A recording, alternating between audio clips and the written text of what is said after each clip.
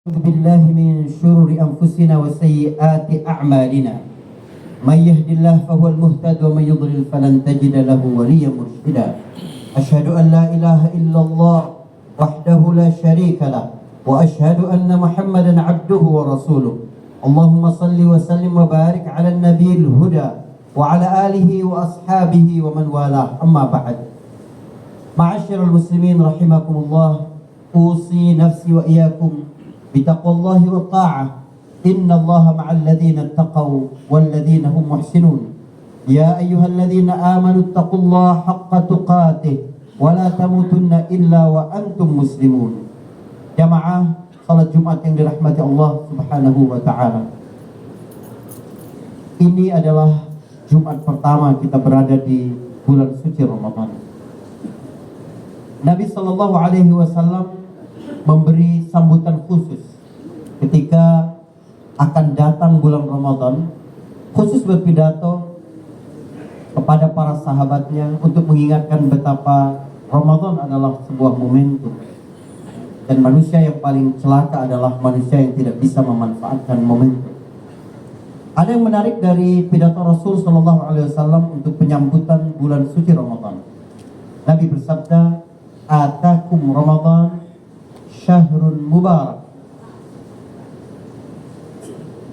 Akan datang kepada kalian Ramadan, yaitu bulan yang penuh berkah.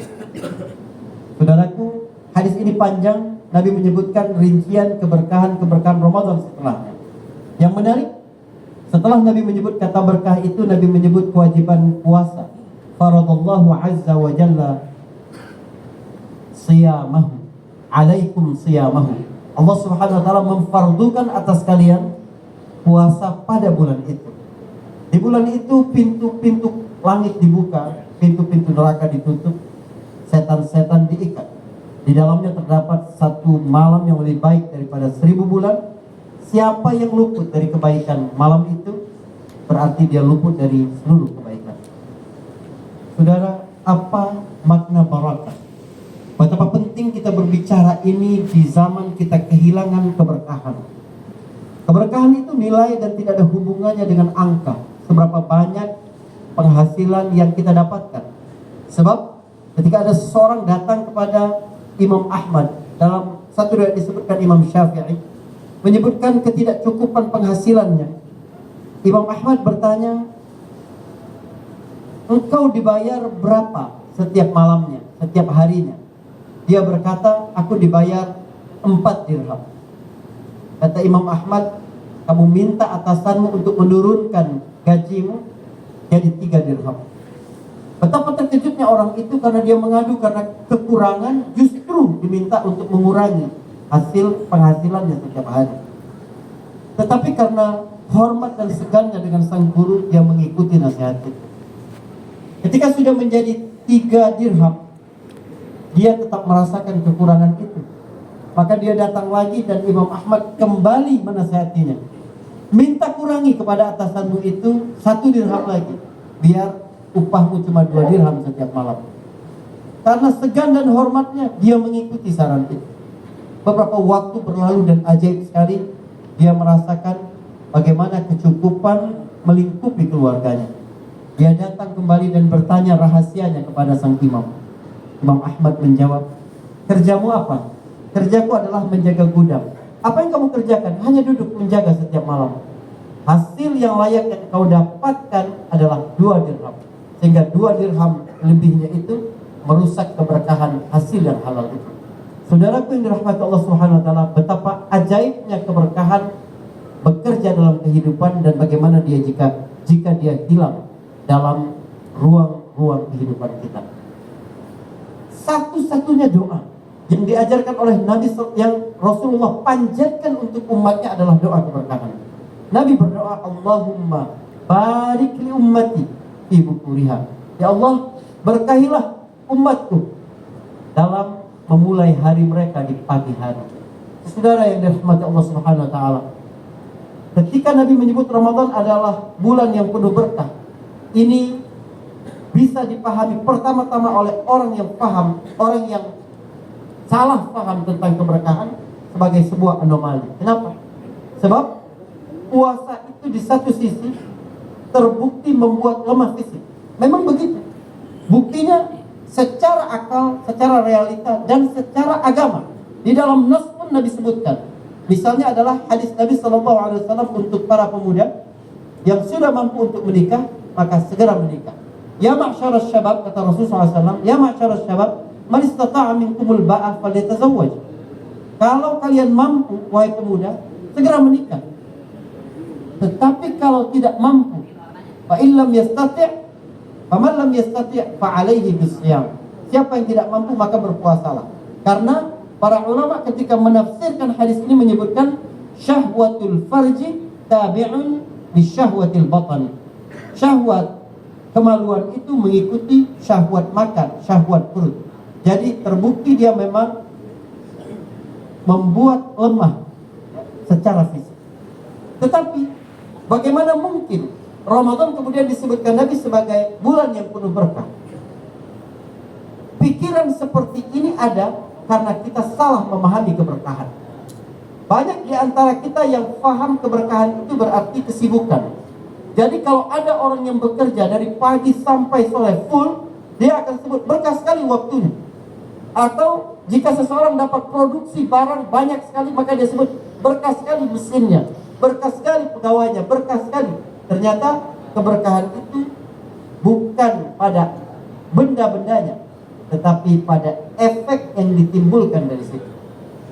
Kita selama ini dikepung oleh budaya sibuk, bukan budaya berkah. Dan itu memiliki banyak perbedaan-perbedaan. Budaya sibuk itu berfokus kepada ego atau egosentris. Sementara budaya berkah adalah berpusat kepada Allah Subhanahu wa ta'ala. Budaya berkah itu didorong oleh tujuan dan dampak. Sementara budaya sibuk itu adalah kesuksesan pribadi seseorang. Fokus budaya berkah adalah akhirat. Fokus budaya sibuk adalah duniawi. Fokus budaya berkah itu adalah qanaah, menerima apapun pemberian Allah Subhanahu wa ta'ala. Dan bekerja adalah bagian dari ibadah yang tidak mungkin disia-siakan oleh Allah, pasti ada pahalanya. Sementara budaya sibuk itu hanya berorientasi kepada hasil. Saudara yang dirahmati Allah Subhanahu wa ta'ala, pada hari Khalifah Al-Mansur dibaiat, dilantik menjadi khalifah, dia panggil seorang cendekiawan ketika itu, Muqatil bin Sulaiman. Dia berkata, "Izni ya Muqatil, beri aku nasihat wahai Muqatil." Muqatil berkata, "Bima sami' au bima ra'ait." Baginda meminta nasihat sesuai dengan apa yang pernah aku dengar, maksudnya ilmu yang aku peroleh, atau berdasarkan apa yang aku lihat langsung dengan mataku. Khalifah berkata, "Bal bima ra'ait." Berdasarkan apa yang kau lihat langsung wahai Muqatil. Muqatil berkata, Khalifah Umar bin Abdul Aziz, salah seorang khalifah terkemuka dari Bani Umayyah. Khalifah Umar bin Abdul Aziz punya 11 orang anak. Pada saat dia wafat, dia meninggalkan 18 dirham. 4 dirham digunakan untuk biaya pemakaman, 5 dirham untuk membeli kafan. Sisanya lah dibagi-bagi sebagai warisan kepada anak-anak. Sementara Khalifah Hisham bin Abdul Malik, sepupu Umar bin Abdul Aziz yang juga iparnya, pengganti Khalifah Umar bin Abdul Aziz. Hisham bin Abdul Malik juga punya 11 orang anak. Pada saat dia wafat, dia meninggalkan harta yang sangat banyak. Bahkan di antara warisannya itu berupa emas yang harus dibagi, dibelah dengan kapak, saking besarnya, dan dibagi-bagikan kepada anak-anak. Demi Allah, wahai Amirul Mukminin, aku melihat dengan mata kepalaku sendiri, salah seorang dari anak Umar bin Abdul Aziz itu bersedekah, berinfak 100 ekor kuda perang untuk jihad di jalan Allah Subhanahu wa ta'ala. Dan aku menyaksikan langsung dengan mata kepalaku sendiri, anak dari Hisham bin Abdul Malik menjadi pengemis, meminta-minta di pasar. Saudaraku yang dirahmati Allah Subhanahu wa ta'ala, budaya berkah ini hilang dalam kehidupan kita karena kita fokus kepada materi-materi semata. Kita tidak fokus kepada bagaimana itu dimanfaatkan untuk keridhaan kepada Allah Subhanahu wa ta'ala. Ramadan ini mengajarkan bagaimana kita kembali menjadikan pusat kehidupan kita itu adalah Allah Subhanahu wa ta'ala. Sebab puasa adalah ibadah ikhlas. Puasa adalah rahasia seorang hamba dengan Allah Subhanahu wa taala. Mesti ada dalam kehidupan kita ini satu pengalaman yang kita rasakan, pengalaman spiritual yang menjadi rahasia kita dengan Allah Subhanahu wa taala. Saudaraku yang dirahmati Allah Subhanahu wa taala, dia berbeda dengan ibadah-ibadah yang lainnya. Jika Allah Subhanahu wa taala melarang manusia melakukan sesuatu yang memang buruk dalam pandangan manusia, dalam logika, akal dan budaya. Misalnya Allah Subhanahu wa taala melarang untuk berbohong. Engkau jadi tahu keuntungan-keuntungan tidak berbohong itu segera sampai kepadamu. Engkau dapat reputasi, engkau memperoleh trust orang-orang percaya kepadamu, dan engkau mendapati kedudukan sosial yang terhormat.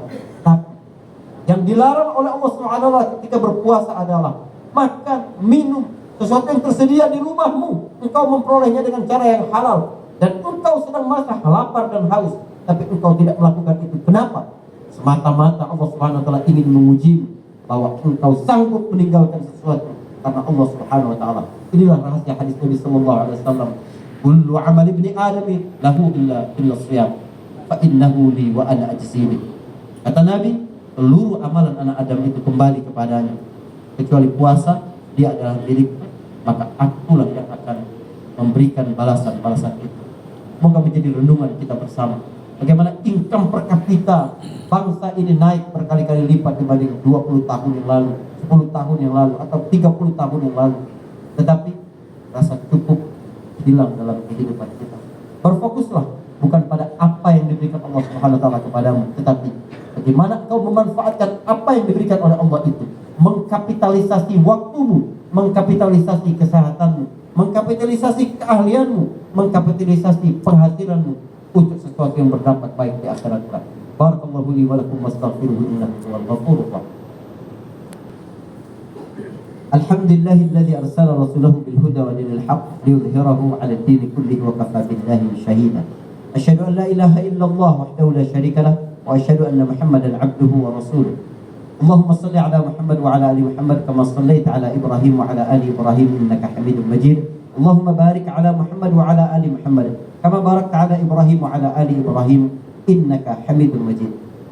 Ma'asyiral muslimin rahimakumullah, usi nafsi wa iyyakum bitaqwallah. Ya ayyuhalladzina amanu taqullaha haqqa tuqatih wa la tamutunna illa wa antum muslimun. Saudaraku, keberkahan itu Allah berikan kepada manusia. Kadang dia melekat pada manusia, kadang dia melekat pada tempat, kadang dia melekat pada waktu. Nabi Isa alaihissalam adalah manusia yang contoh nyata bagaimana keberkahan dalam dunia. Wa ja'alani mubarakan ainama kuntu, kata Nabi Isa alaihissalam. Dan Allah menjadikan aku penuh berkah. Dia menjadi tanda kebesaran Allah bagi umat manusia sampai hari kiamat. Dampaknya nyata sampai hari ini. Ada lagi berkaitan dengan tempat. Inna awwala baitin wudi'a lin-nas alladzi bi Bakkah mubarakan wa hudan lil alamin. Rumah yang pertama dibangun untuk manusia adalah Ka'bah, rumah Allah yang ada di Bakkah itu sebagai keberkahan. Allah menyebut tempat itu sebagai berkah. Allah menurunkan Al-Quran dan Allah menyebutkannya juga sebagai berkah. Wa hadza kitabun anzalnahu mubarakun musaddiqul ladzi baina yadayhi wa litunzira ummal qura wa man haulaha. Dan inilah kitab yang kami turunkan menjadi keberkahan bagi manusia. Begitu juga malam diturunkan Al-Quran sebagai malam yang penuh berkah. Inna anzalnahu fi lailatin mubarakah. Sungguh kami turunkan itu pada malam yang penuh berkah. Bulan Ramadan sendiri disebutkan Nabi adalah syahrun mubarak atau bulan yang penuh berkah. Semakin kita dekat dengan nilai-nilai ilahi, nilai-nilai ketuhanan, maka semakin dekatlah kita dengan keberkahan-keberkahan dalam hidup kita. Allahumma ighfir lil muslimin wal muslimat wal mu'minin wal mu'minat al ahya' minhum wal amwat innaka sami'un qaribun mujibud da'wat. Allahumma ij'alna minal ladzina yastami'una al-qawla fayattabi'una ahsana. Allahumma arinal haqqa haqqan warzuqna ittiba'ah wa arinal batila batilan warzuqna ijtinabah. Allahumma taqabbal minna siyamana wa qiyamana wa ruku'ana wa sujudana wa tilawatina wa jami' ta'atina ya Allah ya arhamar rahimin. Allahumma ighfir lana wa liwalidina warhamhum kama rabbawna shighara wa li jami'il muslimin wal muslimat wal mu'minina wal mu'minat al ahya' minhum wal amwat innaka sami'un qaribun mujibud da'wat. Allahumma a'tiq riqabana minan nar. Allahumma a'tiq riqabana wa riqaba abaina wa ummahatina وأجدادنا وجداتنا وأعمامنا وعماتنا وأخوالنا وخالاتنا وإخواننا وأخواتنا من النار أجمعين. اللهم اجعلنا من عتقائك من النار في هذا الشهر. اللهم لا تحرمنا أجور ليلة القدر. اللهم لا تحرمنا أجور ليلة القدر. اللهم لا تحرمنا أجور ليلة القدر. اللهم لا تحرمنا أجور رمضان. اللهم اغفر لنا. اللهم اعف عنا. اللهم إنك عفو تحب العفو فاعف عنا. ربنا تقبل منا إنك أنت السميع العليم وتب علينا إنك أنت التواب الرحيم. ربنا آتنا في الدنيا حسنة وفي الآخرة حسنة وقنا عذاب النار. وصلى الله على محمد وعلى آله وصحبه وسلم والحمد لله رب العالمين. أقم الصلاة.